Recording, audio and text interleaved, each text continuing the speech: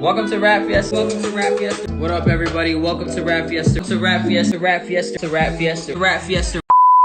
Welcome to the Rap Fiesta podcast. We're here with my good friend, the great Barry Rosenblum, studio manager of Green Tea Studios, manager of Millian Beats, man, doing his own thing on the side too. Bro, it's a pleasure to kick off this first episode with you. It's amazing. It's like it's a nice reunion episode. Yes, sir, man. It's been a minute too. We were having a phone call yesterday. We could have just did that on the podcast. We probably should have. Yeah, you were spitting some game too. Of course. So what's new, man? What's going on in your life lately? Well, I got married in August, so that's exciting. You know all about that. Studio's been good. We reopened during COVID, and that worked out pretty good for us. Where we opened our second location in January, and then our third one with Chase the Money in this month. Chase the Money. Where's that there? And the first one is in West LA. It's in West LA, yeah. And the second one's in Burbank, right? Burbank, yep. And what about that third? Studio City. Studio City. And you said it's with that famous producer Chase the Money. Chase the Money. That's a big deal, bro. Congrats. Thank you. That's huge. And we're doing big things at Green Tea right now. So you're doing them weekly radios. Mm-hmm. Is this my computer or your computer? Is it yours? Nah. How does it take a call while it's on Zoom? That's pretty wild. Never seen that. Yeah. Yeah, man. We the first episode, it's kind of crazy. I just got this. You see this stupid thing right here? It's pretty lit. Lever? Yeah, we got that in the bag. It's fire. Keeping it going. Yeah, man. I'm trying to get real cool people like you on here and just see, pick your brain a little bit and just get some insight, and so we can share to some people who will be listening in. So, so I want you to tell some people too, man. Who you're managing a few artists right now. It's not just Millian, right? Yeah, so I'm managing a producer named Millian Beats. Great producer. We just put out a record with Danny Lay. I'll talk a little bit about that. But I'm managing an R&B singer named Cam as well. And I'm considering taking on a third client from Oregon who might be moving to LA. She's very talented. She actually gets all her stuff mixed through Green Tea. So what do you look for when you're about to sign a new artist? Just how serious they are, how much they care about the music and not just clout. I think clout chasing's lame. And I think that clout chasing is not what gets you actual clout. You could tell who the clout chaser is online, right? Not easy. And people think that shit's cheesy, but you could tell when a brand's authentic. And if the kid's authentic and they give a shit about the music, it definitely shows. That's the first thing I look for. So I was going to ask too. So are you seeking people out, or are people seeking you out and hitting you up? I really want you to be my manager, or are you doing it on the flip end and going after artists that you think are dope that you want to manage? Well, I'm not necessarily running after artists at this point, just because of the studio. I'm in touch with so many artists that if I find one, there's this one Spanish kid that we're about to start mixing who doesn't have a manager, and he's literally unbelievable. He sounds like X. It's crazy. Beautiful voice, but I don't know. I don't know if he wants management. I don't know what his whole situation is. We're going to start off with mixing, and I'll provide guidance like I do for all the other artists. And if I see that he believes my guidance, or that's really the first test to see if people dig how I do my thing, And what made you want to get into the management game, because you're a rapper yourself. I don't know if people know Ursa the Chef makes some pretty hard music. We got a song together too. Man, we got some crazy memories from just spitting all the time too, bro. We performed at a comedy club. People don't do that. Low key. Ruth, were you at that? You were at that, right? Yeah, my wife was at that. I mean, it was I don't know, man. For me, when I was the artist, I just remember taking on way too much shit. That's really what the whole thing with Green Tea is trying to provide is from A to Z, artists are dealing with. First things first is recording, mixing, mastering, then press release for putting it out, then running after blog writers, and then playlists, and then music videos, then photo shoots, then responding to emails. And it's just oh my God, dude, there's so much before it even comes time to do the actual music, right? So you get to the music as the artist and then you're already just exhausted. So I was just first of all, myself, I was burnt out. Like I was burnt out from doing it. Like I felt like I was starting to cloud chase, didn't like who I was becoming with that. Like, and I think my intention with the music was not where it had to be. So for me, I kind of just like, well, I also started writing for Lyrical Lemonade that summer, and I started easing my way out of just being the artist, and I started managing Millian, like basically accidentally. I was having like some real dope artists come to the studio, work with him, and we like landed a placement with Skipper to Flipper through that. We Yeah. worked with, How was it meeting him, man? That's crazy. me and him are actually now like we talk about stocks together a lot. That's This. what is Skipper investing in these days? I don't know if I'm allowed to talk about that, but I don't know if I'm allowed to talk about that. That's But crazy. he's a great guy. He's a really nice guy. Flipper, man, that's wild. Oh, he's dope. I love seeing it on the IG whenever you guys are collabing. It's crazy. It's sick. It's so wild. Former QC, bro.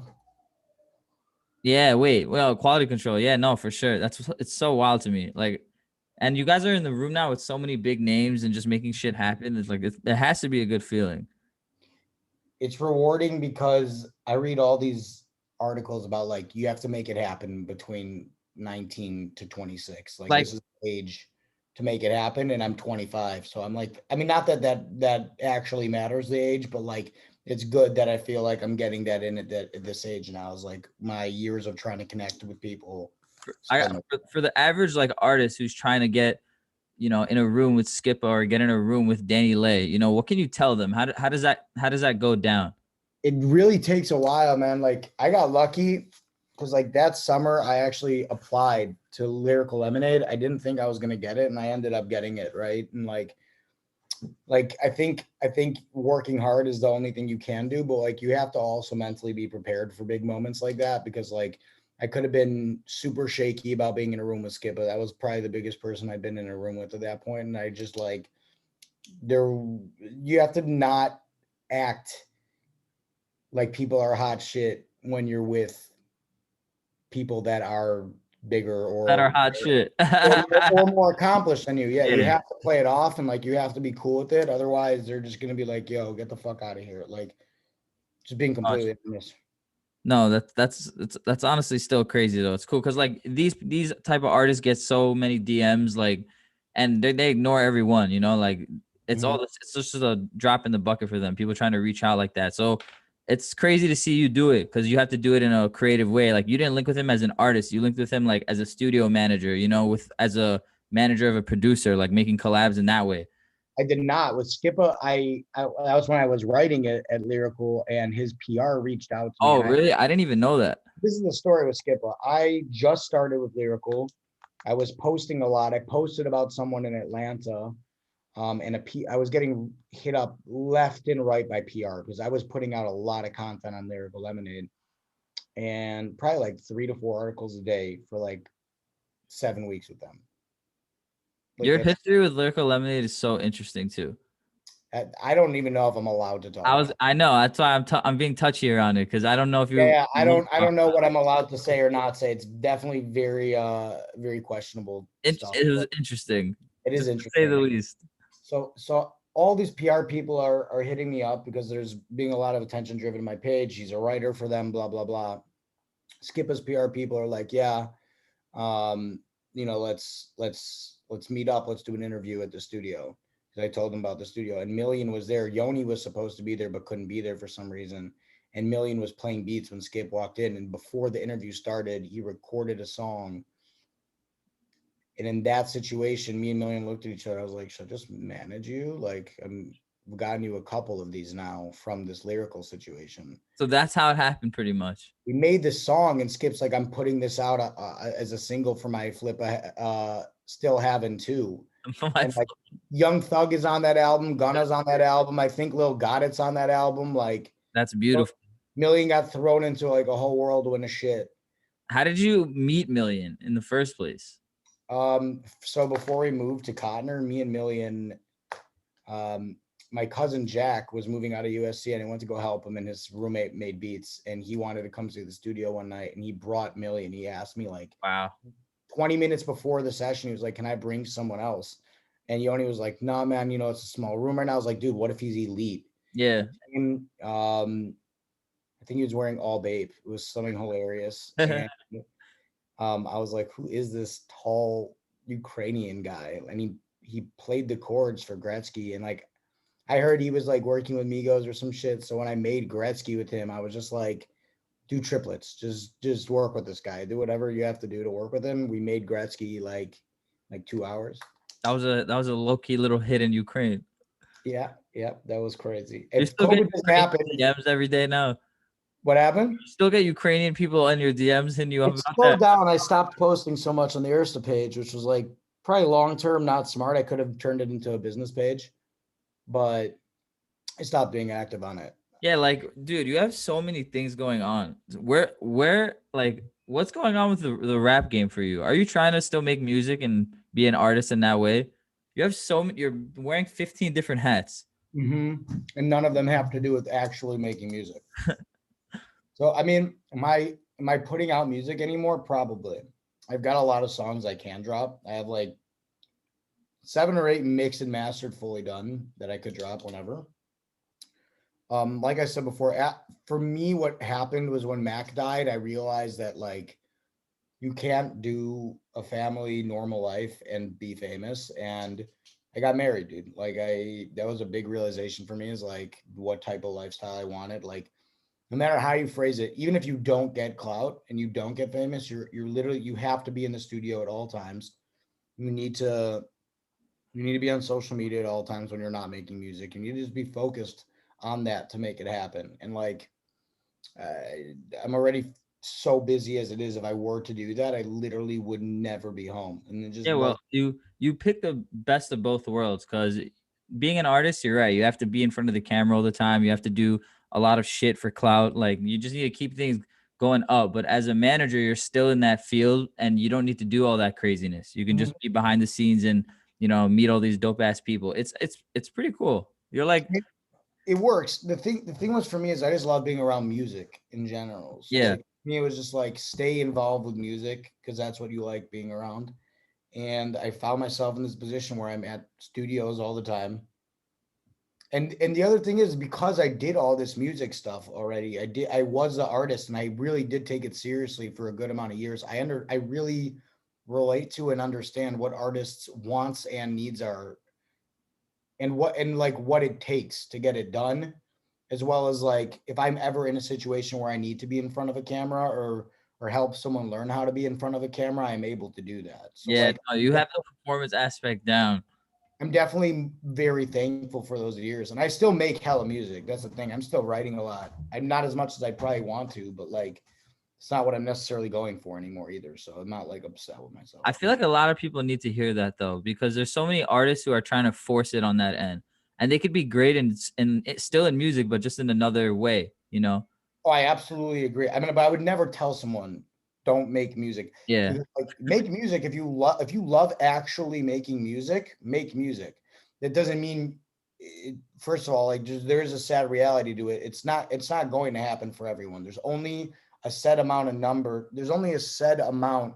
of like A-list celebrities. So if you think you're the next Drake, like I'm not even in an offensive way, it's most likely or not, but you could be the next you. And that's not to say that you can't have a successful career doing that. Like Fishman's friend Spose, dude, this guy goes on tour. He has like 200, 300, sometimes 1,000 people show up to his shows. He's selling tickets for $20 to $40. If 1,000 people showed up, he made $20,000 that night. Like that's yeah, fine.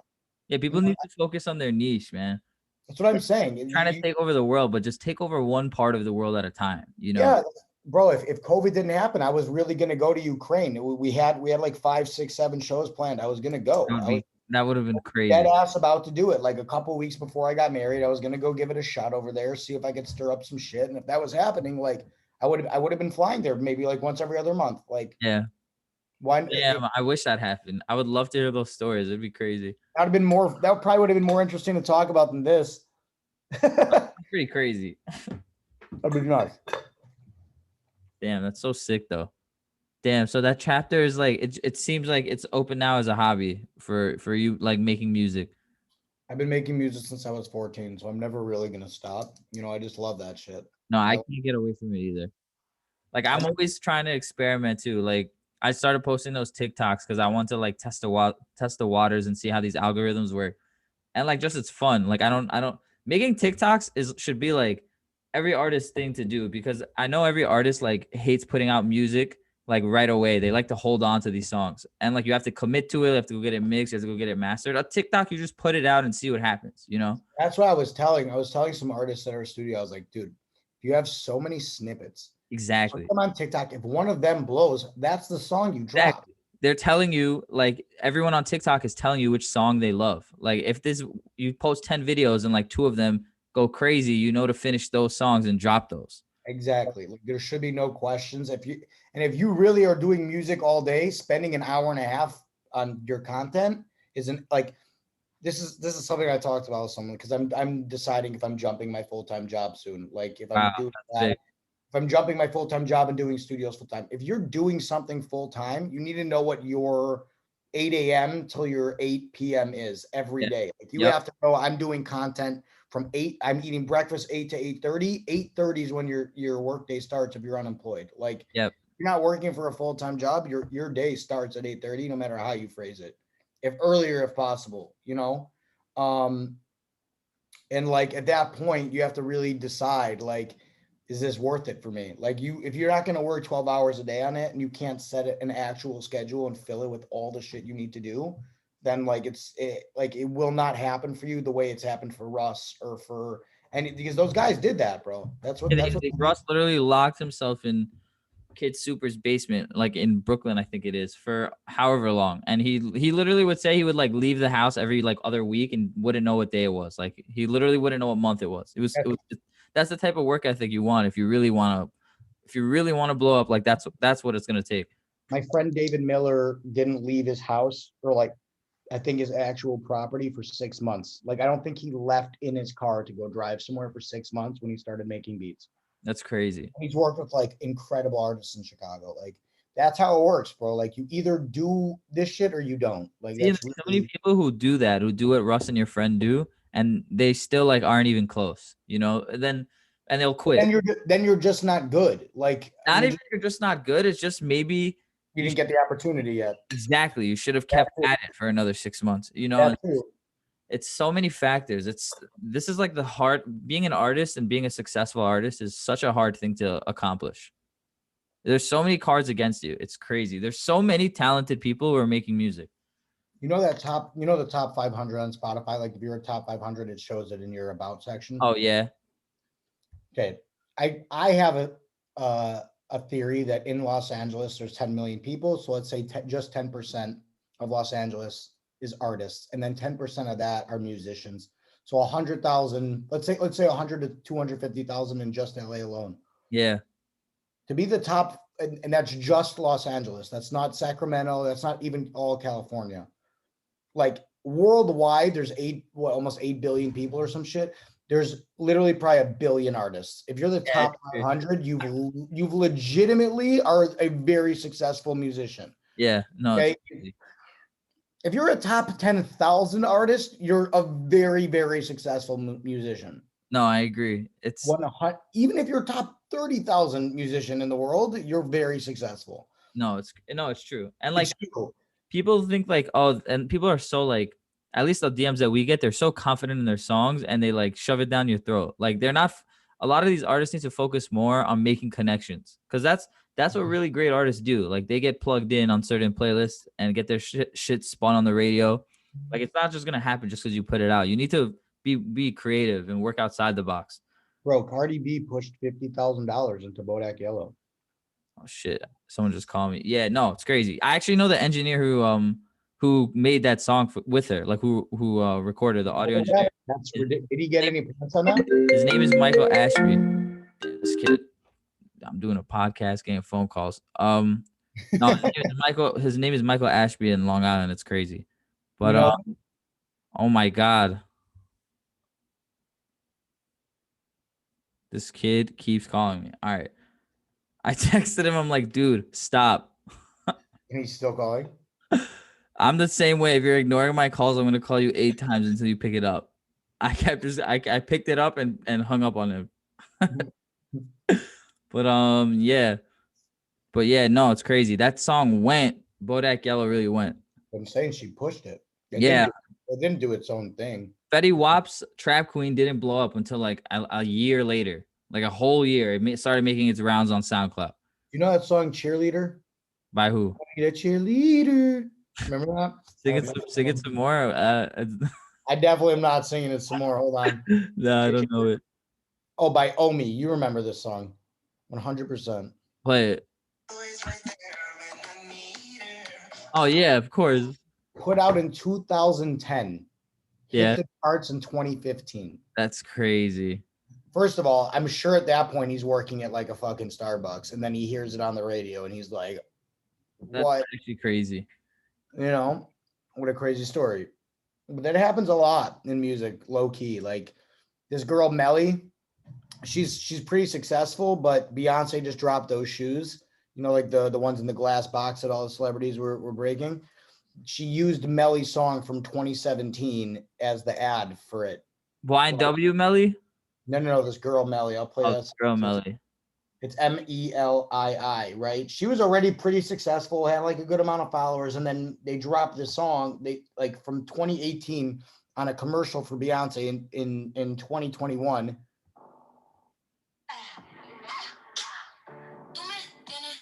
Oh yeah, I know this track. But it blew up this year. You never know. You literally never know. Just let it go and push it. Like honestly, that's why I'm saying I'm not do like that. Where'd you go? I just won't drop it because I'm like, it's not done or anything. But I should have like Risklets. I dropped like. You got frozen there, bud. Oh damn. What'd you say? Nothing. I was saying like even for me, like I have songs that I just won't drop, and like had I dropped it, maybe it would have made a round by now. You know? Yeah, we're talking. I was actually asking you like, why aren't you dropping these songs? What are you waiting for? I just like I said, man, that's not my focus right now. Like that requires attention. Like that's just I don't want to just drop and then not do any promotion at all. Like, and I don't want to do minimal promotion. Like if I'm gonna do it, like I want to give it full attention, and I don't have the time for that right now. It's so much work to like actually give a single the proper attention. Like that's with my point, bro. Like when do I have time for that right now? Like, but at the same time, you can just not care and drop it anyways. Like I always tell people to do that too. Like if you're really making so much music, you can't spend your resources in promoting it because you're gonna be, you know, hitting zero real soon. I think your best promotion should be your single. Like just keep dropping consistently. Consistency should be your promo. There's one way to view it. Like I just feel like there's so many takes. There's so many takes. Like Russ preaches that that's the only way to do it, and I completely disagree. Like at the beginning of someone's career, being selective is smart, but also being overly selective is stupid because we're not in that age where being selective makes sense. Like if it's 2007, I'm telling you to be selective with every song you're putting out because it's only getting radio play or it's being bought on iTunes. There's too many different streaming services now that being overly selective is smart, but like I don't think a single every 2 weeks is smart. I think that's like a lot. I think maybe a single a month. Because you don't want to be annoying to people either. Like overly doing it is annoying. Like, but if you're fire, they'll love it. Like if Drake dropped a fucking song a week, I would go crazy. If Drake dropped a song every week, it wouldn't make sense. His viewership would go down. They're doing it right. That's my point. Like, well, he's just so. He's the greatest artist of our generation. Like people are always the greatest artist ever. He might be the greatest artist ever. I'm a big supporter of the Russ theory though. Like I love it because it just if you buy into that, you're gonna keep on making music and keep on dropping, and you'll just be consistent. You know, like people will be hearing. You'll be getting better at everything in the process. Yeah, like I love that strategy. It's very hard to do. It's very hard to do. Very expensive to do. Very expensive to do. Like he's like a big DIY guy. Like. I hate that. No, something I don't like about him though is that he says he mixes and masters his own shit. Does he not? There's no way he's doing that now. Like I don't like. He's definitely got some people on his team not helping him out, but still, like I don't know because he still jacks it, so maybe he's not. And that's like, I feel like I would also like be like, nah, I need to still jack that, so I would do the same. But it's crazy. Oh, bro, I'll tell you why he's not mixing mastering his own shit because when someone asked me like, Travis originally mix and master his own shit way beginning. You couldn't afford it. Yeah. Why would you not have Mike Dean mix and master your shit if you can spend the money? Like it'll sound infinitely better. And Russ himself has also said a good song for your friends and family is made by you and your producer. A good song made for the public is made by the engineer. And Yeah. like, he's well aware of that. Like, he didn't have ginormous songs until he had clout because he didn't have a mixing engineer doing his shit. Like, cool, he's still making his cover art. His cover art's not that impressive to begin with. Like, No, that's what I love about him though, because simplistic. It is he's such simplistic. a colossal artist, and he just does things that other artists aren't doing. Like like his art game isn't crazy. Like it's really not. It's just a simple, like color background with a little logo, and that's it. And it goes. Like, and he's just showing you don't need all this fancy shit to be successful. Like he's doing it without that. But then he's also in private jets. Yeah, I mean, yeah, no, it's true. His flex is crazy. I'm a big Russ fan. I really rock with I'm him. a little confused by his flex at times, but I get it. Like, Dude, I respect the shit out of him. I don't like him, but I respect him. no, I mean a lot of people don't like him. I see why too. He's very cocky, but he low-key has some right to be. It's crazy. Like when you're that good at something, the cockiness He was a top 15 paid rapper in 2020. Yeah, like I could see why he's cocky. It doesn't bother me. He made $20 million off music in 2020. I love that he posts his DistroKid. It's crazy. Crazy, bro. It's too. I should say. I don't think it's DistroKid. But yeah, no, I want to talk about streaming services too at some point. But we only got a few minutes left, and I want to make sure that we give you a proper goodbye. Already? Yeah, it's been like 35 minutes. Oh, wow. Yeah, every time we do this, it flows. I definitely want to pick this up again in like a year or 6 months to a year and just see where things were when we left off. Sure. I mean, we could be doing podcasts as often as you'd like. Me and you talk, and it's like a podcast anyway. Yeah, that's what I'm saying, bro. We did a podcast last night. We just didn't record it. Yeah. Was that last night or Friday? Damn. Actually, I think it was. I think it was Friday. Yeah, I think it was Friday. Better question before I leave. When are you dropping more music? I know you dropped. Your project was good. Thank you. I just wanted to drop something that I like mixed and like mastered myself and just put out. Like I really wanted to just say that I did that. Like that was just like a pride thing for me. I'm gonna drop more music though for sure, because I spent all this money on a setup so I can drop more music. So I can push myself in a corner and be like, if you don't make music, you just wasted a bunch of money. So like I'm going to drop more music so I can like jack that I didn't waste my money. But no, I love doing it. The thing is though, like I worked with a great engineer, and like he's expensive, to put out like a quality sound. And I just don't want to keep funneling money like through that, because I want to like, I'm not trying to blow up, I'm just trying to put music out for fun. So I'm gonna work on it myself, like for me, that's the route I'm gonna go. But that's a very good question. Yeah, my guy. Thank you for the love on the project. That's love as well. Yeah, outro meant a lot because I was there for all the events and whatnot. Yo, no, it was emotional. That was crazy. Yeah, you were there for that, bro. Was it hard writing that? Nah, I think that was the fastest song I wrote, because I was just like, so I knew what I wanted to talk about and I was so locked in. So it just came quick. I think I like wrote it in one sitting. Well, not hard to write, like emotionally. Was that difficult for you to put on paper? And you know what? I don't think it was. I think it's harder when you listen to it later, and then like it hits you in a different way, because like it's true feelings, but every time you listen to it, you're in a different mindset. So like if you're like, if you're in an emotional state, it'll hit you harder in that way. For sure. I actually was listening to one of my really, really old songs with Fishman from college on Stick With Your People. I had my great grandmother's voice at the end, and she passed away like a couple of years ago. And I completely forgot about that song. And it was just like, it meant something. Yeah, you hear that again and it really hits different. It meant something so different to me, so yeah, man, I totally get that. Totally. Man, this was a great first episode though, my G. Are you putting this on everything?